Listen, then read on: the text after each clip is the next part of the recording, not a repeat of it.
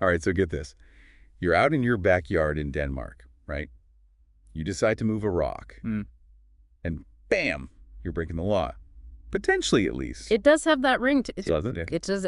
It's true, though. Denmark takes protecting certain species very seriously. I'm intrigued. Tell me more. So they have this list called Bilag IV. And let me tell you, being on that list is kind of like having diplomatic immunity in the animal kingdom. Diplomatic immunity, so like the A list for endangered plants and animals. Yeah, exactly. That's It's based on the EU's Habitat Directive. Yeah. Basically, a bunch of countries got together and said, hey, these species are important. We need to protect them. And Denmark, well, they took that to heart. Makes sense. So who else is rubbing shoulders with our sand lizard friend on this VIP list? Oh, you've got some real characters in there. The aramid beetle, for one. It's this little beetle that lives in deadwood, super important for decomposition and all that. Decomposition. That doesn't sound very glamorous for a VIP. Hey, it's important work. Somebody's got to do it. And then you've got the European pond turtle living its best life in, well, ponds, I guess. Makes sense. So Denmark is serious about keeping these critters thriving, even if they aren't officially endangered yet. Exactly. It's like preventative health care for the ecosystem. You don't wait till things are really bad to start taking care of them. Right. Smart move. Yeah. So let's talk about the Firben, the sand lizard. What makes it so special that it landed on this Bilag IV list? Well, for starters, it's more than just a pretty face sunning itself on a rock. It plays a crucial role in the Danish ecosystem. Okay, I'm listening. What kind of role are we talking about? Well, for one thing, they're a food source for other animals like birds and snakes. Oh, so they're keeping the food chain going. Exactly. And they help control insect populations. So they're like tiny little pest control experts. You could say that. Yeah. And they even play a role in seed dispersal, spreading plant life around. Wow, so they're like little gardeners too. Pretty much. They're multi-talented. Yeah. And all those roles combined make them really important for maintaining a healthy and balanced ecosystem. Okay, so now I'm getting why Denmark is so keen on protecting them. But what do those protections actually look like in practice? Is there like a sand lizard task force monitoring every backyard rock pile? Not quite a task force, but the rules are clear. First off, you can't capture or kill them, and that's not just the adults. We're talking every stage of life. Eggs, juveniles, the whole shebang. Makes sense. You can't protect the species if you're wiping out the next generation. Exactly. And it goes beyond just the lizards themselves. Disturbing their breeding or resting places is also a big no-no. So no moving those rocks in your backyard after all? Nope. You could be destroying a sand lizard's home, sweet home. So landscaping in Denmark's just got a whole lot more complicated. It has, but there's a reason for it. These lizards are particularly sensitive to habitat disruption. Even seemingly small changes can have a big impact on their populations. Okay, I'm starting to see the bigger picture here. But what about farmers? Their work literally involves altering the landscape. How do they navigate these rules? That's a great question, and it brings us to a really interesting part of Danish environmental law. Okay, lay it on me. So farmers, they have a huge responsibility when it comes to protecting these habitats. But it's not about punishing them. It's about working with them to find solutions. So it's a collaborative effort. Exactly. Yeah. There's this concept in Danish environmental law called a værgeforanstaltninger. Mitigation measures, basically. Mitigation measures? Yeah, think of it like this. If you have to demolish an apartment building, you'd better make sure the tenants have somewhere to go right. That's fair. Same idea here. If a farmer needs to, say, clear a field that's prime sand lizard real estate, they might need to create a new comparable habitat nearby before they can proceed. So like, hey, lizards, we're upgrading your digs over there. Hope you like the new place. Exactly. It's all about finding that balance between human needs and the needs of these species. Makes sense. So it's not just about saying don't touch. It's about figuring out how to coexist. Exactly. And that's a really important distinction. So how do people even know if they have these VIP lizards living on their property? Is it just a guessing game? Luckily, no. The Danish government and municipalities aren't just making rules. They're actively involved in keeping tabs on these species. So there's like a sand lizard census. Not exactly a census, but they do have detailed records of known habitats and populations. So before you even think about breaking ground on a new project, you need to check in and see if you've got any sand lizard neighbors. That's the idea. If a project like building a new house might impact a protected area, you have to conduct surveys to see if any of our Bilag IV friends are calling that spot home. Wow, so there's a whole system in place to monitor and protect these guys? That's pretty impressive. But it's not just about paperwork and regulations, is it? You hit the nail on the head. It all boils down to something much bigger. Recognizing that even a tiny lizard plays a crucial role in the intricate web of life. We're all connected. Exactly. And understanding that is key to protecting the health of our planet. This is all pretty fascinating. Yeah. But I have to ask, why should we care? Why go through all this effort for a little lizard? That's where it gets really interesting. Let's dive deeper. Because this little lizard, the Firben, it's like a canary in the coal mine, you know? A canary in the coal mine. What do you mean? Well, back in the day, miners used to take canaries down into the mines with them. If the canary stopped singing or keeled over, it meant there were dangerous gases in the air. Ah, so it was an early warning system. Exactly. And the sand lizard, it's kind of like that for the Danish ecosystem. If it's struggling, it's a sign that something's not right in the environment. So it's not just about saving the sand lizard for its own sake, it's about the bigger picture. Exactly. Biodiversity, the variety of life in a given area, it's like a safety net for the planet. The more diverse an ecosystem is, the more resilient it is to change. Change like what? Climate change, disease, habitat loss, you name it. A diverse ecosystem is better equipped to handle those kinds of shocks. So it's like a web. Lots of threads, all connected. Lose one and the web weakens, lose too many and the whole thing collapses. Perfect analogy. And the sand lizard is one of those vital threads in the Danish web. Okay, I'm with you. So by protecting the sand lizard, we're ultimately protecting ourselves too. Exactly. We're all part of the same ecosystem. We can't separate ourselves from nature. Our well-being is intrinsically linked to the health of the planet. That makes sense. So these protections for the Firben, it's not just about the lizard itself. It's about recognizing our interconnectedness with the natural world. Couldn't have said it better myself. So let's talk practicalities. How do these protections actually work?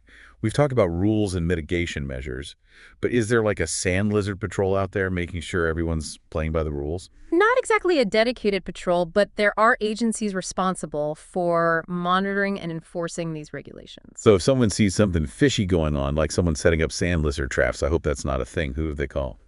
Ghostbusters. I wish it were that simple. But seriously, in Denmark, you would contact the local municipality or the Danish Environmental Protection Agency. And what kind of consequences are we talking about for violating these protections?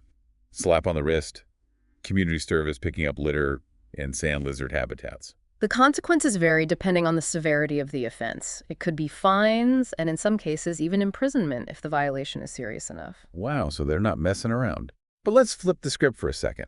What about the folks who are going above and beyond to protect these little guys? Are there any rewards for being a sand lizard champion? Absolutely. There are often financial incentives for landowners who take steps to enhance or restore sand lizard habitats. So it's not just about punishment, it's also about encouraging positive action. Carrots and sticks, as they say. Exactly. And beyond the financial incentives, there's a growing recognition that protecting biodiversity is simply the right thing to do. It's about being a responsible citizen of the planet. That's great to hear. But I'm curious, are there any specific examples of how these protections have actually benefited the sand lizard population in Denmark? There are. While the sand lizard still faces challenges, especially due to habitat fragmentation, we're seeing positive results in areas where these protections have been implemented. Such as? For example, in some areas, populations have stabilized and even increased thanks to efforts to create and connect suitable habitats. So like building lizard bridges over busy roads. Not quite bridges, but you get the idea. Creating wildlife corridors and restoring degraded habitats can make a huge difference. That's encouraging. It sounds like these efforts are making a real impact. But I'm also curious about the human side of this story. How do these regulations affect the people who live and work in areas where sand lizards are found? It's a good question. Anytime you have regulations, there's potential for conflict. But in many cases, these protections have actually fostered a sense of community and shared responsibility. Really? So people are rallying around the sand lizard? They are. We're seeing more and more people getting involved in citizen science initiatives to monitor lizard populations and advocate for their protection. That's amazing. So it's not just about the government dictating rules, it's about people coming together to protect their local environment. Exactly. It's about recognizing that we all have a stake in this. I'm starting to see that the sand lizard is more than just a reptile. It's a symbol of something much larger. It's a reminder of our interconnectedness with nature and our responsibility to protect it. Couldn't have said it better myself. But this focus on the Firben, the sand lizard, it's specific to Denmark. Are there similar protections for other species in other parts of the world? Or is Denmark just really into lizards? Well, Denmark might have a soft spot for lizards, but the concept of protecting vulnerable species is certainly not unique to them. Many countries around the world have adopted similar legislation, often inspired by the EU's Habitat Directive. Because it's a global movement. It is. There's a growing awareness that biodiversity is crucial for the health of our planet, and that we need to take action to protect it. That's encouraging. So what are some examples of these international efforts? Any other cool creatures getting the VIP treatment, like our friend the sand lizard? Oh, absolutely. In the U.S., for example, they have the Endangered Species Act, which has helped protect iconic species like the bald eagle and the gray wolf. Oh, I love those success stories. It gives me hope. Me too. And there are countless other examples around the world, from protecting tigers in India to preserving rainforests in the Amazon. It seems like there's a real shift happening, a recognition that we can't just keep taking from nature without giving something back. Exactly. It's about finding a more sustainable way to coexist with the natural world. So as we wrap up this part of our deep dives, I have to ask, what does the future hold for the sand lizard? Is it all sunshine and roses from here on out? Well, I wish I could say it's all smooth sailing, but the reality is that these species still face many challenges. Like what? Habitat loss and fragmentation are still major threats. As human populations grow and development expands, it puts increasing pressure on these sensitive habitats. So it's a constant battle. In a way, yes. But it's a battle worth fighting. And with continued effort and a commitment to conservation, I believe there's hope for the sand lizard and all the other amazing creatures that share this planet with us. I like that optimism. But let's get real for a second. What are some of the biggest hurdles we need to overcome to secure a brighter future for the sand lizard and its fellow vulnerable species? That's a big question, and one we'll have to tackle another time. It all comes down to changing how we think. We need to stop seeing nature as something separate from us, something we can just use up, and start understanding that we're really connected to the natural world. What happens to the sand lizard ultimately happens to us all. Right. It's like that saying, we don't inherit the earth from our ancestors, we borrow it from our children. Exactly. It's about thinking long-term, making choices that are good for us now and for the generations that come after us. Okay, so how do we actually make those choices? What can people do to help protect the mark Firben and other species that are in trouble, not just in Denmark, but all over the world? Well, there's a lot we can do. The first thing is to learn about the biodiversity in your own area. What are the challenges? What are people already doing to protect it? You might be surprised by what's going on right in your own backyard. Yeah, knowledge is power, right? Absolutely. And once you're informed, you can start making different choices in your everyday life. Support businesses that are sustainable. Try to reduce how much you consume. Choose products that are eco-friendly. Might not seem like much, but all those little actions add up. So vote with your wallet and with your lifestyle. Got it. What else? Get involved. Volunteer with organizations that are working to protect nature. Join citizen science projects, or just talk to your friends and family about it. The more people who care about protecting biodiversity, the more likely we are to make a real difference.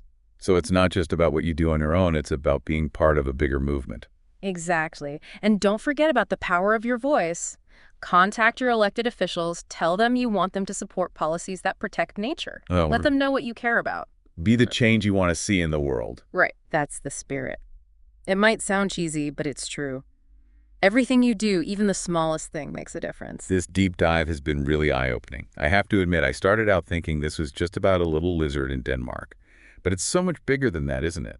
It really is. The story of the mark Firben, the sand lizard, it's really a story about our connection to nature and our responsibility to take care of it. That's a great way to put it. Well, we've covered a lot of ground today, from the nitty-gritty of Danish environmental law to the big picture of protecting biodiversity. But as we wrap up, I want to leave our listeners with one last thought. Remember that rock we talked about at the very beginning, the one that could be a sand lizard's home? It's more than just a rock. It represents how connected we are to nature. Every choice we make, every action we take, it has an impact. So choose wisely. Well said. We're all in this together, and together we can make a difference. This has been The Deep Dive. Thanks for listening.